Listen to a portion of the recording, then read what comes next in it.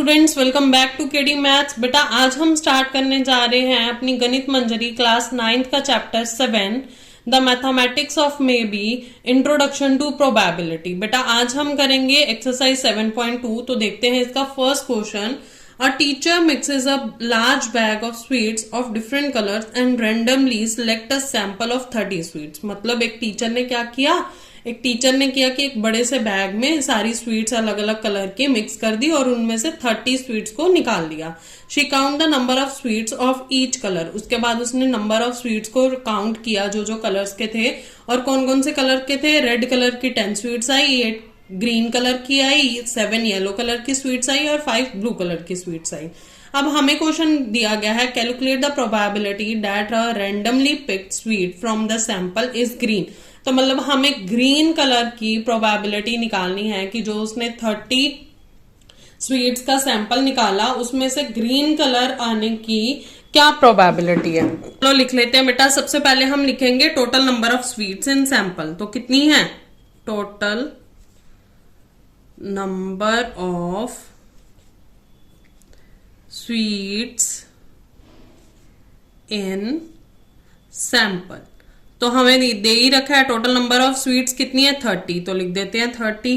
अब first part हमने करना है, क्या निकालनी है, प्रोबेबिलिटी ऑफ ग्रीन कलर। तो लिख लेंगे प्रोबेबिलिटी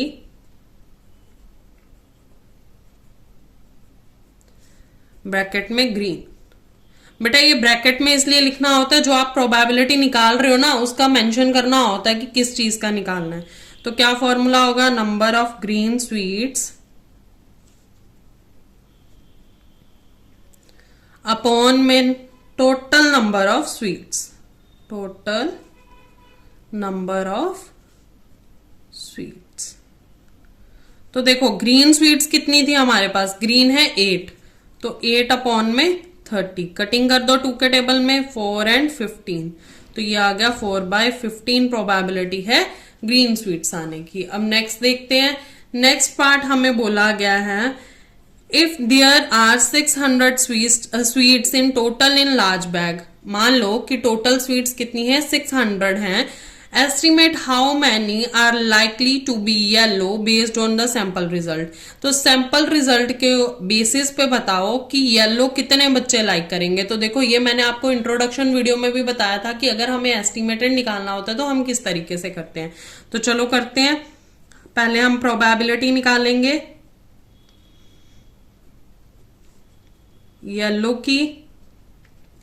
तो फॉर्मूला तो सेम रहेगा, सीधा ही लिख देते हैं। येलो है 7, तो 7/30। कटिंग तो होगी नहीं। अब हमें क्या निकालना है, एस्टिमेटेड नंबर।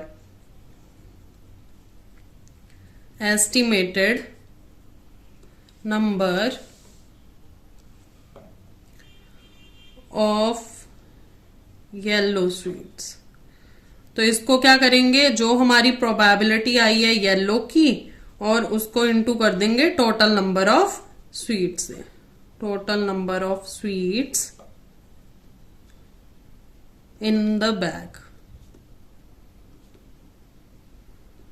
तो हमारी प्रोबेबिलिटी क्या आई है 7/30। टोटल नंबर ऑफ स्वीट्स कितनी है बैग में 600। 0 से 0 कट, 3 1 जा 3, 3 2 जा 6 और साथ में 0। 7 इंटू 20, 7 2 जा 14 और साथ में 0। तो हम ये कह सकते हैं कि जो एस्टिमेटेड स्वीट्स होंगी वो कितनी होंगी 140। एस्टिमेटेड येलो स्वीट्स लिख देते हैं इन द बैग आर 140। ठीक है बेटा, ये हो गया हमारा क्वेश्चन नंबर। चलो बेटा अब नेक्स्ट क्वेश्चन करते हैं। Survey is conducted at the school where a random sample of 40 student asked about their favourite club. अब एक सर्वे हुआ स्कूल में और 40 बच्चों का हमारा सैंपल है, ठीक है, और उनसे पूछा गया कि उनका स्कूल में फेवरेट क्लब कौन सा है। जो रिस्पॉन्सेज हैं 14 स्टूडेंट्स को साइंस क्लब अच्छा लगता है, 11 स्टूडेंट्स को आर्ट्स क्लब अच्छा लगता है, 9 स्टूडेंट्स को स्पोर्ट्स क्लब अच्छा लगता है और 6 स्टूडेंट्स को डिबेट क्लब अच्छा लगता है। Assume there are 800 students in whole school. तो मतलब हमें यह भी बोल दिया गया कि 800 स्टूडेंट्स क्या है पूरे स्कूल में है। अब प्रोबेबिलिटी किसकी निकालनी है हमने, random sample prefer the art club, वो बच्चे जो आर्ट क्लब को प्रेफर करते हैं। तो चलो देख लेते हैं हमारा फर्स्ट क्वेश्चन किस तरीके से होगा। सेम उसी तरीके से जैसे हमने फर्स्ट पहला वाला किया था। तो चलो लिख लेते हैं। फर्स्ट आ जाएगा total number of student, total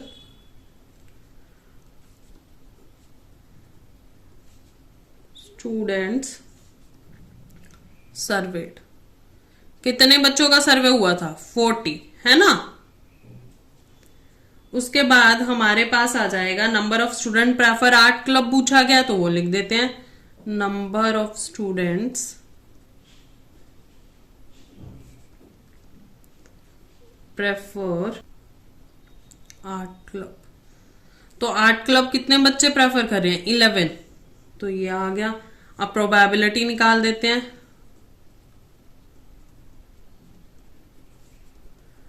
किसकी निकालनी है? आर्ट क्लब वाले बच्चों की। तो क्या आ जाएगा? नंबर ऑफ स्टूडेंट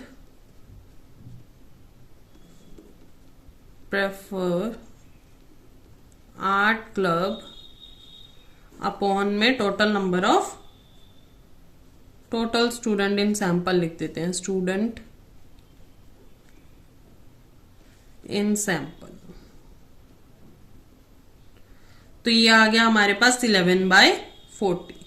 तो ये हो गया बेटा हमारा फर्स्ट पार्ट। अब देखते हैं हमारा सेकंड पार्ट क्या है। इसमें सेकंड पार्ट दे रखा है using the sample result estimate how many students in whole school are likely to prefer the sport club.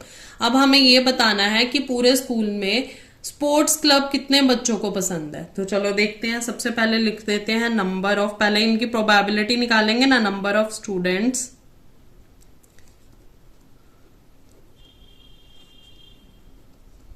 Prefer sports club. तो देखो 9 बच्चे स्पोर्ट्स क्लब को प्रेफर कर रहे थे, तो प्रोबेबिलिटी आ जाएगी हमारे पास स्पोर्ट्स क्लब की 9 अपॉन में कितने थे? 40। तो ये तो एज इट इज ही रहेगा। ठीक है, एस्टिमेट नंबर निकाल लेते हैं आप।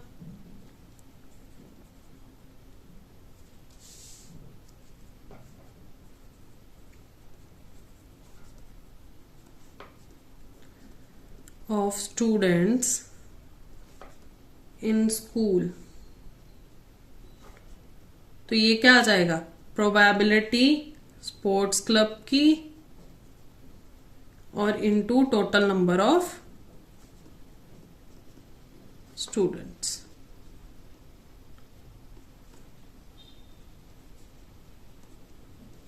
तो प्रोबेबिलिटी बेटा हमारे पास आई थी 9/40 और टोटल नंबर ऑफ स्टूडेंट्स कितने हैं स्कूल में? 800। तो कटिंग करोगे 41 जा 40, 40 20 जा 800।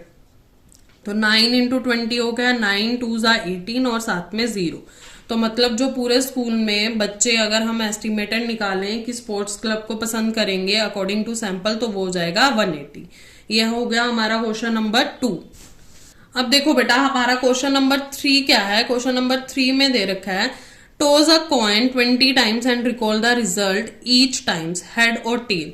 अब ये ना आपके लिए ये सेल्फ करने वाला क्वेश्चन है कि हर बच्चा अपना अलग वो कॉइन टॉस करेगा और उसके बाद क्या है कि हम ये देखेंगे कि क्या रिजल्ट आया। How many times did you get heads, how many times did you get tails, calculate the experiment probability of getting heads if you toss the coin once more what is the probability of getting tail. तो इन चारों questions के answer देखते हैं किस तरीके से लिखने हैं। फर्स्ट है हमारा how many times you get heads. तो बेटा ये तो आपकी अपनी वो होगी कि नंबर ऑफ हेड्स कितने आए हैं। लेट कर लेते हैं नंबर ऑफ हेड्स जो है हमारे पास। देखो मैं एस्टिमेटेड वो बता रही हूं, आप अपने अकॉर्डिंग भी इसमें नंबर्स पुट कर सकते हो। ठीक है, तो नंबर ऑफ हेड्स हम ले लेते हैं। मान लो हमारे पास आ गए 15। ठीक है, और नंबर ऑफ सेकंड आ गया हमारे पास नंबर ऑफ टेल्स। तो देखो 20 है सैंपल, वो 20 टाइम्स उछाला तो 20 में से 15 माइनस किया तो 5 आ गया। अब एक्सपेरिमेंटल प्रोबेबिलिटी से बताओ कि हमारे पास हेड कितनी टाइम आएगा, तो ये भी देख लेते हैं।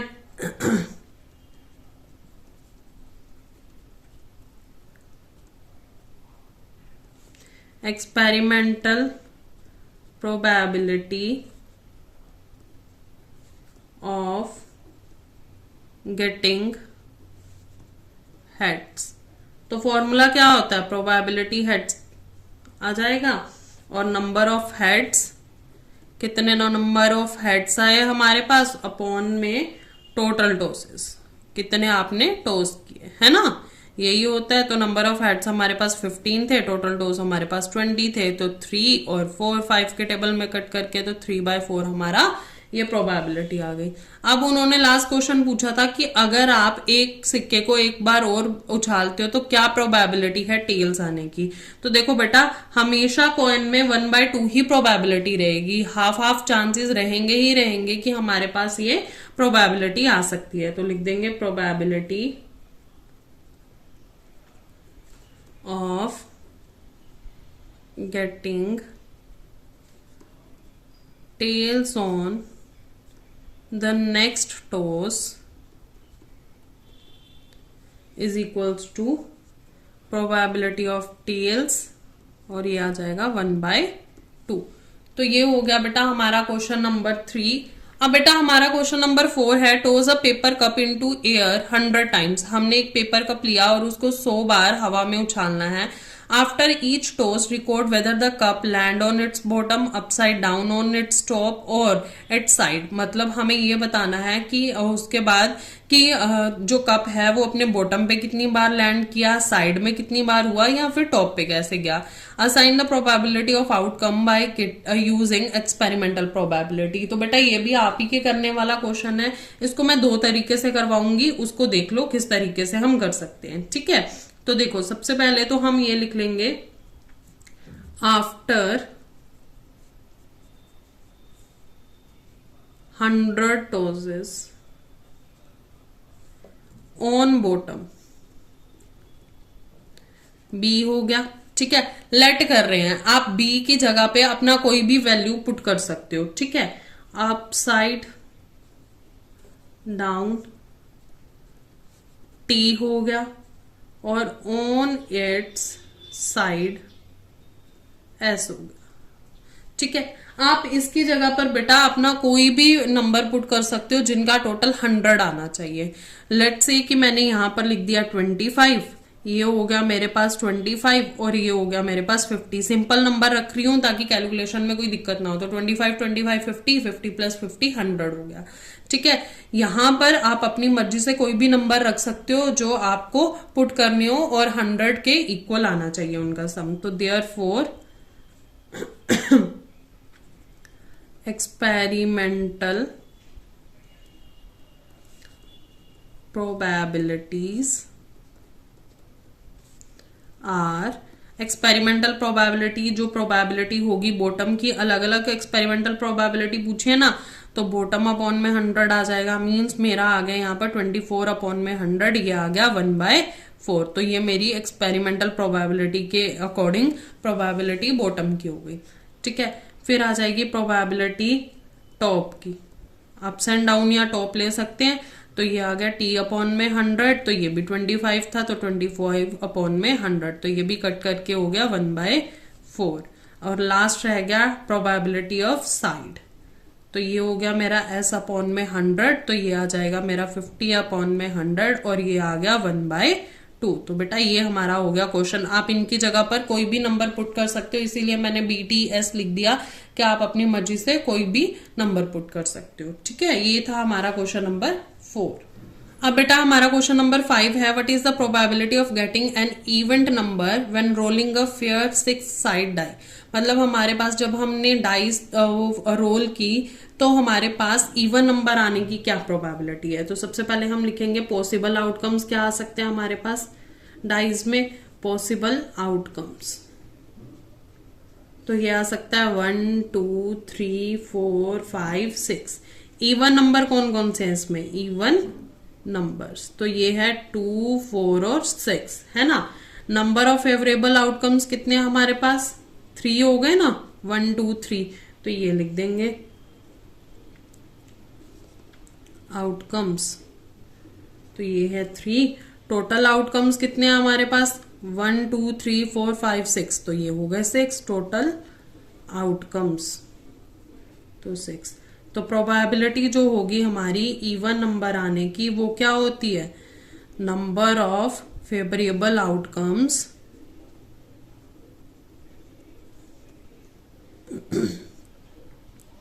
अपॉन में टोटल आउटकम्स, है ना।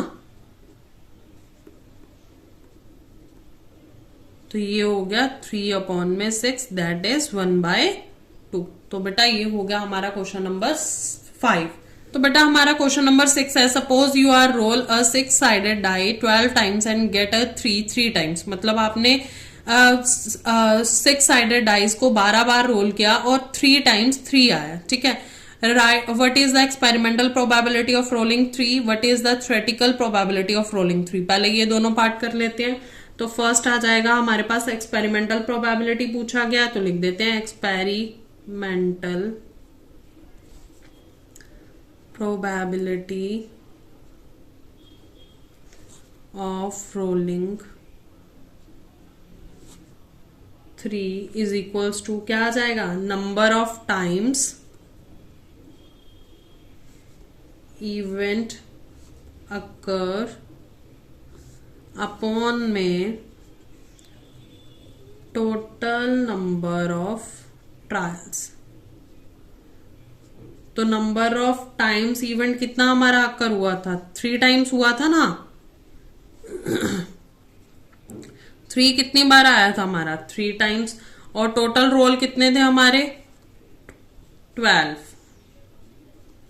तो ये आ जाएगा probability of 3 is equals to 3/12, that is 1/4। अब इसी को थ्योरेटिकल प्रोबेबिलिटी से निकालना है, तो वो भी देख लेते हैं किस तरीके से निकालते हैं।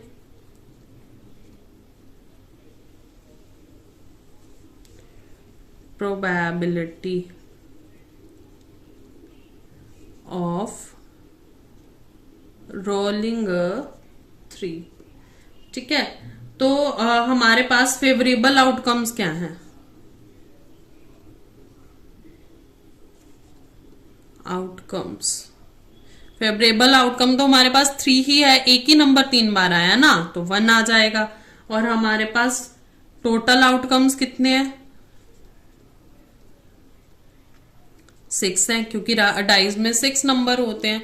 तो जब आप इसको कैलकुलेट करोगे तो ये आ जाएगा probability of event occurring 3 favourable outcomes upon में टोटल आउटकम्स। तो ये हो जाएगा 1/6। तो ये हो गया बेटा हमारा सेकंड पार्ट। अब थर्ड का है Why might these probabilities be different? अब देखो दोनों probabilities अलग आई ना, एक क्या आई 1/4, दूसरी क्या आई 1/6, जबकि हमने सेम उसका किया डाइस का, ठीक है। उसके बाद हमें दे रखा है What would you expect to happen if you roll a dice 60, 600 और 6000 times? तो क्या होगा अगर आपने डाइस को 60, 600 या फिर 6000 टाइम्स रोल किया। तो सबसे पहले हम इस क्वेश्चन का आंसर देंगे कि ये दोनों अलग क्यों आई। तो देखो एक्सपेरिमेंटल प्रोबेबिलिटी होती है ना बेटा, वो एक्चुअल रिजल्ट के ऊपर डिपेंड करती है, और थ्योरेटिकल प्रोबेबिलिटी होती है वो मैथमेटिकली एक्सपेक्ट्स के ऊपर डिपेंड करती है। तो इसलिए दोनों डिफरेंट है, ठीक है, इसलिए दोनों जो है वो अलग आई हैं। तो लिख लेते हैं experimental probability is based on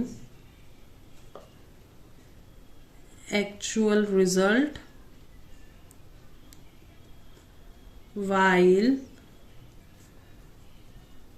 theoretical probability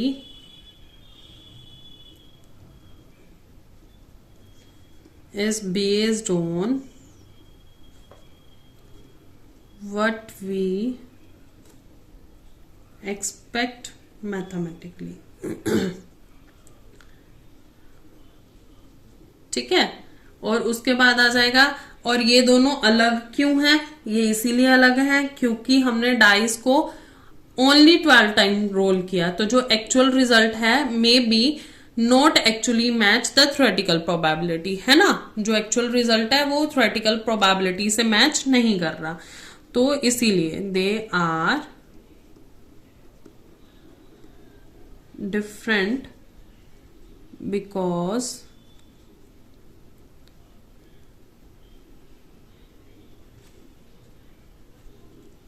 die was rolled only 12 times. So the actual result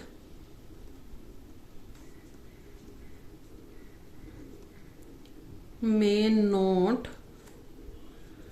exactly match the theoretical probability.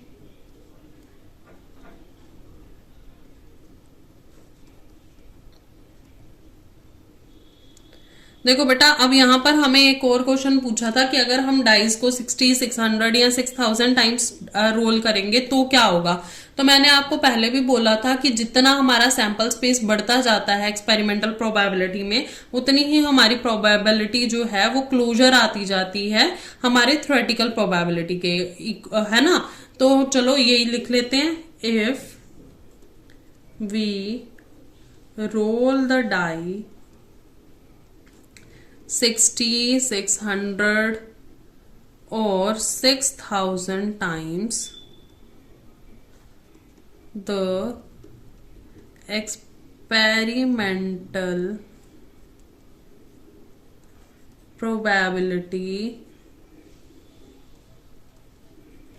will generally get closer and closer to theoretical probability। और हमारी थ्योरेटिकल प्रोबेबिलिटी कितनी थी इसमें, theoretical probability थी 1/6। तो बेटा ये हो गई आपकी एक्सरसाइज 7.2। नेक्स्ट वीडियो में हम करेंगे 7.3। अगर आपको कोई डाउट हो तो आप कमेंट सेक्शन में लिख सकते हो। वीडियो समझ में आ रही है तो लाइक करो, अपने फ्रेंड्स के साथ भी शेयर करो और चैनल को सब्सक्राइब करो।